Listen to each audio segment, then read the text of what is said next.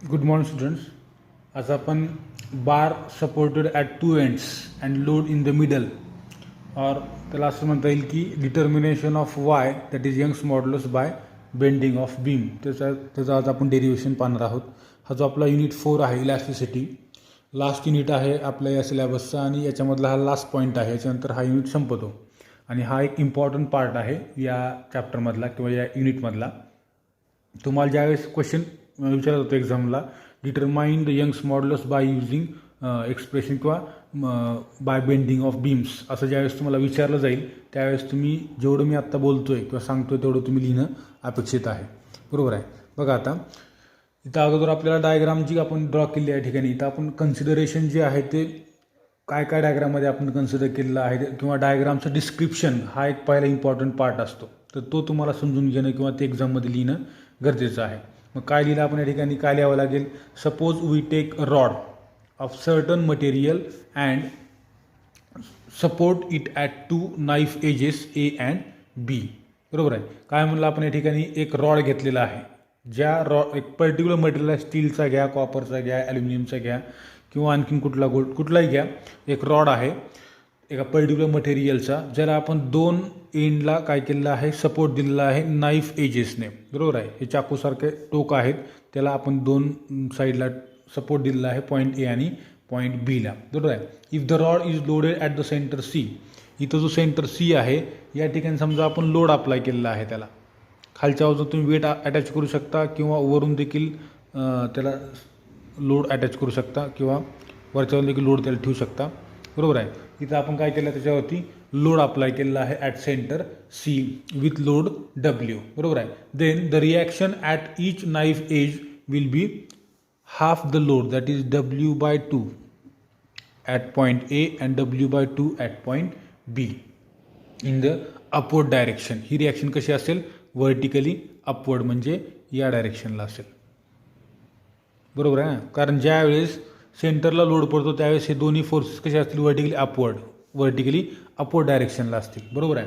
म्हणजे ज्यावेळेस आपण सेंटरला लोड अप्लाय केला त्यावेळेस त्याची रिॲक्शन जी झाली पॉईंट ए आणि बीला, ती कशी असेल? हाफ द लोड, आणि कशी असेल? Vertically upward direction. बरोबर आहे. याच्यानंतर since the middle part of the rod is practically horizontal. आता ॲक्च्युअल जर बघायला गेलं तर इथला जो हा रॉडचा पार्ट आहे, बरोबर आहे, हा जर समजा एक लांब रॉड असेल तर त्याचा हा मिडलचा पार्ट हा कसा असेल? प्रॅक्टिकली हॉरिझॉन्टल असेल. It may be considered as equal to two inverted cantilevers. याला आपण कसं कन्सिडर करू शकतो की इन्व्हर्टेड कॅन्टिलिव्हर्स, जसं कॅन्टिलिव्हर कसं आहे अशा प्रकारचं. बरोबर आहे. हे अशा प्रकारचं कॅन्टिलिव्हर म्हणजे काय?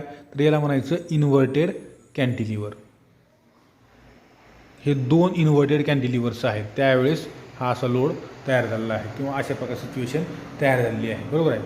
मग हे दोन्ही कॅन्टिलिव्हर्स आहेत किंवा दोन्ही असं म्हणू शकतो आपण या ठिकाणी सेंटरलाच समजा आपण हा बेंड, हा सेंटरला तुमचा हा सपोर्ट, या ठिकाणी कॅन्टिलिव्हर जो असा बेंड व्हायला पाहिजे तो वर बेंड झालेला आहे. जसं या साईडला इकडे बेंड व्हायला पाहिजे तो वर बेंड झालेला आहे. म्हणजे याला काय म्हणू शकतो आपण? इन्व्हर्टेड कॅन्टिलिव्हर्स असं म्हणू शकतो. हे डाऊनवर्ड आहेत, हे कसे आहेत? इन्व्हर्टेड, म्हणजे वरच्या बाजूला किंवा एक्झॅक्टली कॅन्टिलिव्हरचे अपोजिट आहेत, त्यामुळे त्याला म्हणलेलं आहे inverted cantilevers fixed at point C. इथं त्या सपोर्ट आहे, सपोर्टपासून एकदम वर गेलेले आहे, जे खाली यायला पाहिजे होते. बरोबर आहे. मग इथं असं म्हणू शकतो आपण, वाक्य काय सांगितलं तुम्हाला?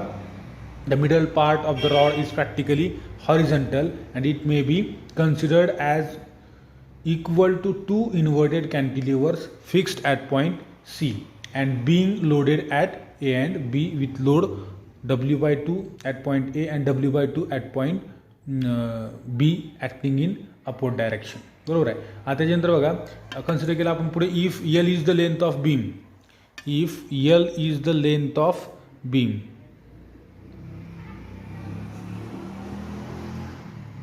L is the length of beam असं कन्सिडर केलं आपण. बरोबर आहे. तर काय then the depression y at C is given by at point C असं म्हणू शकतो आपण. then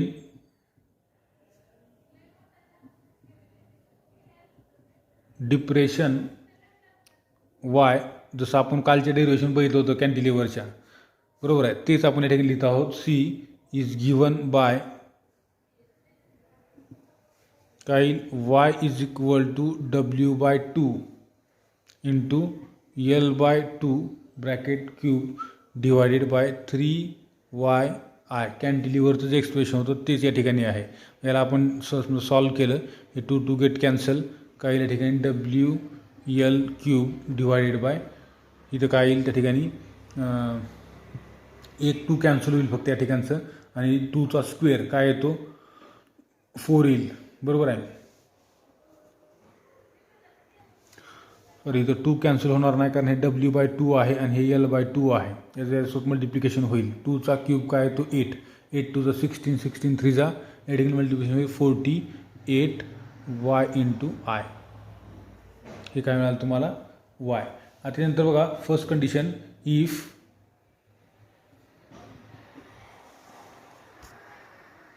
if the rod is circular in cross section and has a radius r, then geometrical moment of inertia. आता रॉडचा जो area of cross section आहे हा जर समजा सर्क्युलर असेल, बरोबर आहे, असं जर असेल तर काय म्हणू शकतो आपण, त्याची रेडियस समजा आपण कन्सिडर केली या ठिकाणी किती आहे r आहे. किती आहे r, radius of area of cross section of rod. आणि असं असेल तर जिओमॅट्रिकल मोमेंट ऑफ इनर्शिया आपण काय सांगतो, I is equal to AK². K is radius of gyration A. बरोबर आहे. इथं काय येईल त्या ठिकाणी πr². ए म्हणजे एरिया πr², आणि के म्हणजे रेडियस ऑफ गायरेशन जे काय आहे r²/4 in case of circular rod किंवा सिलेंड्रिकल शेपचा आहे आणि त्याचा area of cross section circular असल्यामुळं r²/4 असं येईल. बरोबर आहे.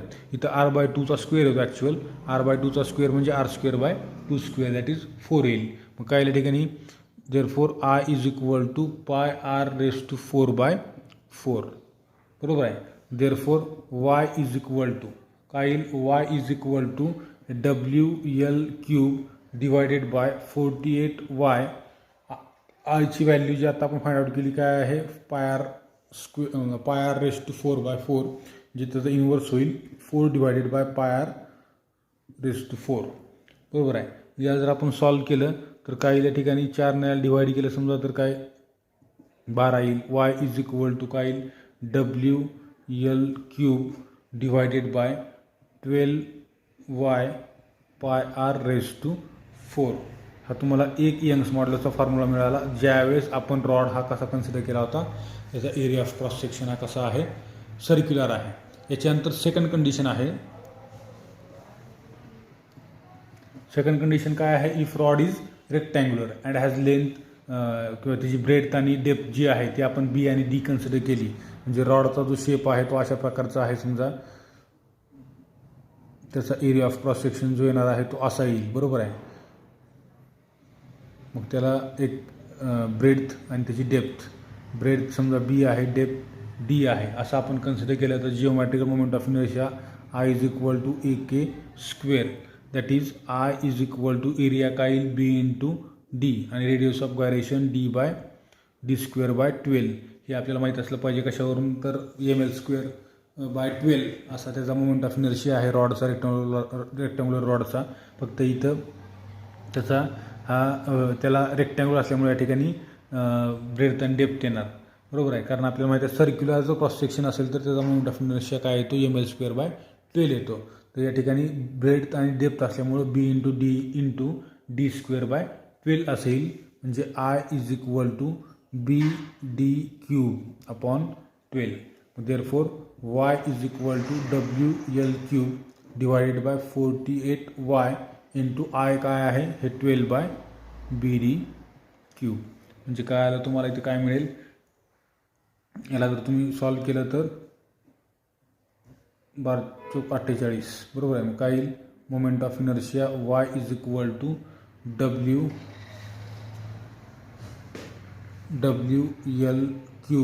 Divided by 4BD³ into y.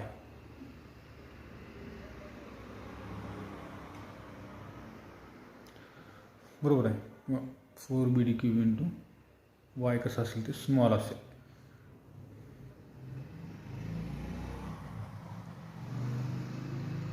हा तुमचा आला यंग्स मॉड्युलस, ज्यावेळेस रॉड हा कसा आहे रेक्टँग्युलर आहे त्यावेळेस. ठीक आहे. याच्यावरून आपल्याला एक समजते एक्सपेरिमेंट डिटर्मिनेशन काय आहे. तर depression at the center of rod can be found out accurately with the help of spirometer or a traveling microscope by loading the rod at the center with a load increasing is equal steps and then decreasing the load in the same equal steps. The mean depression y for a certain load can be found out. The breadth b and depth d are also measured and thus Young's modulus of velocity is calculated from the relation given above. हे जे relation आहे या इक्वेशनमध्ये आपण Y म्हणजे काय आहे त्या ठिकाणचं, तर मी तुम्हाला आता सांगितलं की डिप्रेशन आहे. डिप्रेशन जे आहे ते आपण कॅल्क्युलेट करू शकतो, कारण ठराविक लोड अप्लाय करायचे अगोदर आणि नंतर ते एक एक रिमूव्ह करायचे. त्यावेळेस आपण डिप्रेशन मेजर करू शकतो. ब्रेड्थ आणि डेप्थ देखील आपण मेजर करू शकतो by using vernier calliper or screw gauge, बरोबर आहे. आणि यंग्स मॉड्युलस आपल्याला त्या मटेरियलचं माहीत असतो, वेट माहीत आहे, लेंथ माहीत आहे रॉडची. अशा प्रकारे आपण या फॉर्म्युलाचा यूज करून काय करू शकतो, यंग्स मॉड्युलस यंग्स मॉड्युलस आपल्याला कॅल्क्युलेट करायचं यंग्स मॉड्युलस आपण याचा यूज करून कॅल्क्युलेट करू शकतो. ठीक आहे, इथे थांबू आपण. हा युनिट आपल्या ठिकाणी संपलेला आहे. जवळपास आपला सिलेबस संपलेला आहे. फक्त एक युनिट आहे ज्यातला काही पार्ट इम्पॉर्टंट आपण घेणार आहोत. नंतर हा आपला पेपर संपवतो. इथे थांबू आपण. थँक्यू.